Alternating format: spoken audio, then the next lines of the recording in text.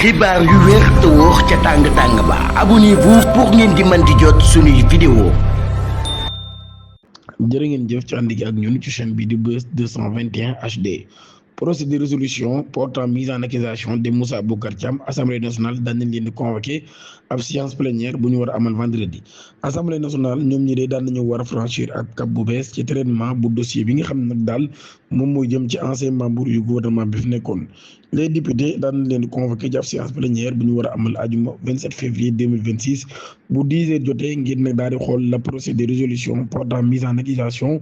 de l'ancien ministre Moussa Bocar Thiam devant la haute cour de justice. annonce bi nag daan nañ koy def mardi pour le président de l'institution parlementaire El Malick Ndiaye à la clôture de la séance des questions d'actualité du gouvernement. mu wax na daal chers collègues, se propose à l'Assemblée de suspendre la séance et de reprendre nos travaux le 27 février 2026 à 10 heures pour examiner le procès de résolution de mise en accusation devant la haute cour de justice de l'ancien ministre Moussa Bocar Thiam loolu laa xam ne porté par le ministre de la justice. texte bi ci boppam nag daal daan nay am ab étape boo xam ni daan na koy franchir mu jëm ci mbirum commission des lois de la décentralisation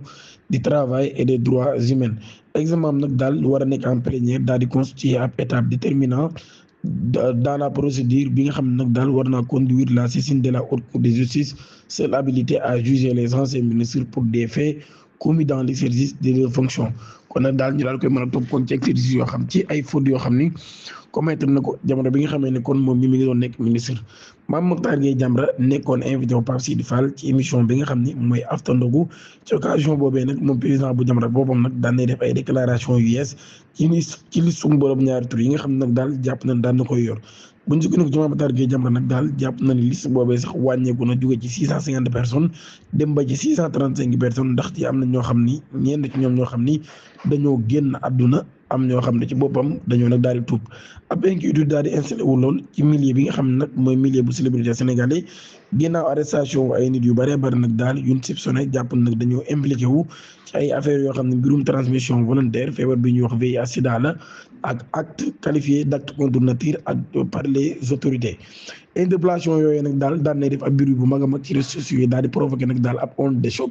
ci monde bu show business bi nag daal ci loolu yi kon nag daal daan nay tax kon ay rumeur ak ay accusations di multiplier wu bu baax a baax. parmi les personnalités yi nga xam daan nañ leen cité nag ci boobu leen mbir mu bokk ci Amadou Mactar Taw ñu naan ko Biggi moom mii Biggi day daan nañ ko accusé nag daal ci lu amul benn preuve ni dafa bokk ci ab communauté homosexuelle. ci allégation yooyu nag daal mu jàpp ni c'est des allégations diffamatoires moom mii daan nay décider kon réagir publiquement ngir défendre honneur am. pour mettre fin aux spéculations, il a annoncé avoir effectué ab test de dépistage maanaam kon destral buy wane ni moom mi sida na wala sidaawul. ci test boobee nag daal résultat yi daal di nekk ay résultats yoo xam nag yu négatif la yi wane ni comme Biggi mi dara jotu ko. ab démarche nag boo xam daan na koy présenté comme ab preuve boo xam day wane ni moom mii kon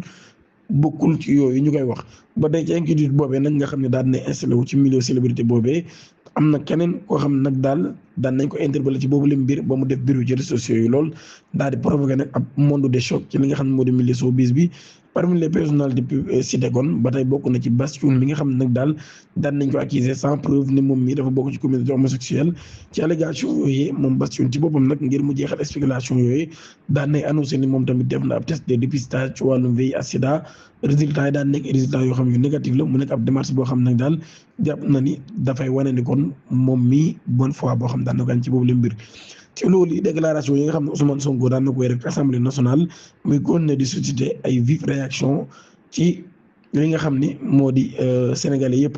page Facebook Gris Bordeaux nag moom daan na publier am message ngir partager point de vue bi nga xam ne am na ko ci boobu la mbir. muy xam ne nag daal yow premier ministre képp koo xam ne da ngay wàlle feebar bi nga xam ne moo di sida dañ laa war a dénoncer exposer la voire même ñu vilipender la ndax nag daal jàpp na ni santé publique ci boppam moom moo gën a am solo li nga xam ne nag daal mooy ay intérêt individuel loolu la Gris Bordeaux daal di xam la ci page Facebook am.